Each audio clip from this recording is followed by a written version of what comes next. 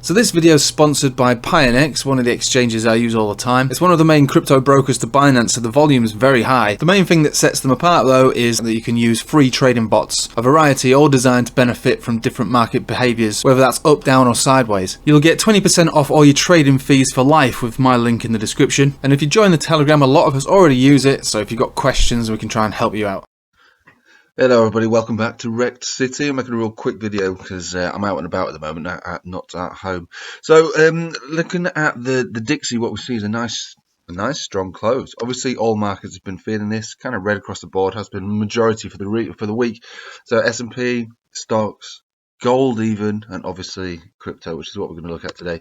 There's not much point really in looking at Bitcoin. I've got people asking me about particular altcoins, so we're going to have a look at XRP today. Now, that's right, we're going to do that.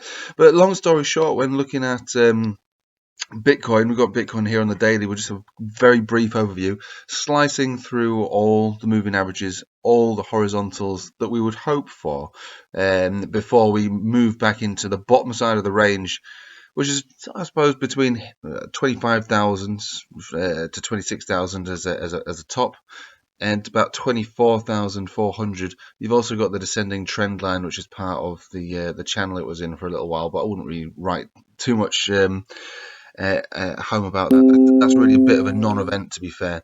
Right, so let's get started on the old XRP. Right, so basically this is a Rekt City chart as well. We love a Rekt City chart, but we do want to see some form of divergence play on a Rekt City chart. And at the moment we're not seeing anything like that, nor would we. We shouldn't really expect any divergences on any decent time frames after such a catastrophic collapse in price. Even this sideways price action on this 4 hourly can be classed as divergence play. We're moving up with higher highs, higher lows, with the RSI and your money flow index and even the histogram, but I wouldn't class that as anything other than just an attempt of a dead cat bounce. So the rule that we've always set for ourselves when trading XRP is 200 exponential or a 200 simple. We've recognised that this time round in this cycle, the 200 simple moving averages had as much relevance as the exponential, probably because the chart is old enough now to, older and mature enough to respect the more sensible moving averages, like the stock market would, like a simple moving average.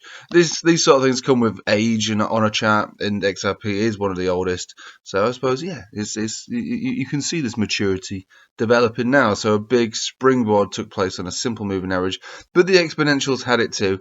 And I've always had this rule, which is, wherever we are on the XRP chart, whether we're above the 200 exponential or below the 200 exponential, there's a good relationship that takes place with the 200 exponential, and I still think that's going to be the case.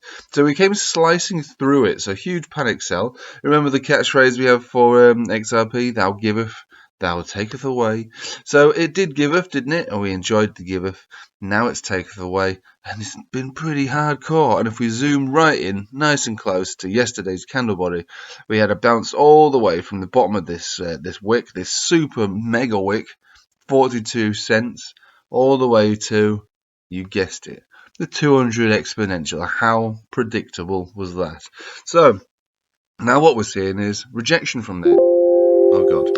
And now what we're seeing is rejection from there. It's not a good look for it. So what I would say is that anybody who wants to buy this, obviously you can buy incrementally on the way down. That's fine to do that. But if you're looking for some form of recovery on XRP or some kind of trade that's likely to be fruitful in the near future, you need to be doing it above a 200 exponential. While being below it and rejecting from it, it's not a good look. So long story short, it's not a write-off, it's a watch and wait. I like XRP, I've got more than enough of it, but I do not want to be buying any more of it. Despite being below a 200 exponential, which is obviously a good idea, the 200 exponential can trend down, just like all the other moving averages. And if we do consolidate across the board for all markets, that 200 exponential could come back down to 42 cents or lower between now and the rest of the year. So we'll just sit back, watch and wait for this one. But like I say, yeah, I'm glad that we waited, or for those of you that were DMing me about buying it, I'm glad you waited, because thou giveth, thou taketh away. And it tooketh away, didn't it? It's a standard practice with the old XRP. Right, I better leave it with you there. I've got a busy day ahead. If you want to contact me on Telegram, feel free to do so. I've got a Patreon if you want to join. The links in the description. Production value is not the strongest point of my channel. It's particularly low today. So yeah, just let me know if there's any other altcoins of significance you want me to look at, and I'll see if I can squeeze those videos in over this next weekend. Thanks for watching. Take it easy.